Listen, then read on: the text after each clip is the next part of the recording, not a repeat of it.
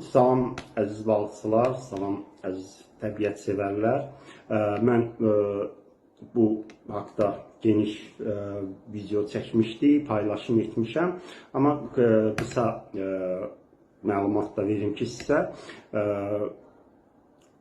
Aprelin 1-dən daxili su hövzələrində yalnız sənaye balıqçılığı qadağandır. Daxili su hövzələri haradır? Daxili su hövzələri Xəzərə birləşən çayların məcrasına qədər, yəni Xəzərə birləşən hissəyə qədər sənaye, hər hansı üsul sənaye balıqçılığı qadağandır. Yəni heç bir güzəşt yoxdur.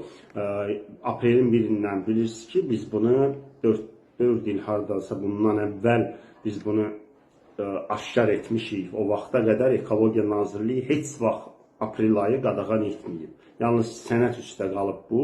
Bunu Azərbaycan Balıqçılar İttifaqı rəhbəri olaraq biz axtarış elədik və məcbur oldular ki, sonda aprelin 1-dən daxili su hövzələrində qanunla, Sovet dönəmindən qalmış bu qanunu tətbiq etsinlər. Aprelin 1-dən daxili su hövzələrində sənaye balıqçılığı qadağandır. Ərsəndir, yuxarı zonalarda Tovuz, Şəmkir, Samux,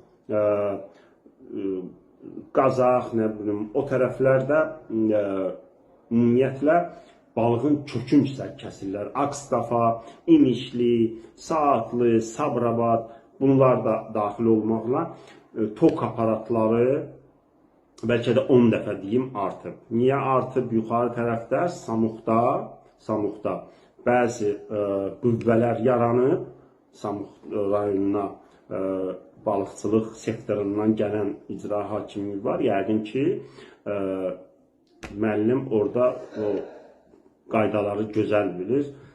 Tez bir zamanda həll edərlər orada o problemləri. Samux rayonunda brakonyerlik 3-4 dəfə artıb bu 2 ildə. Və əsas məsələ may ayının 1-nə qədər hələ ki sənaye balıqçılığına, yəni dənizdə qadağa yoxdur.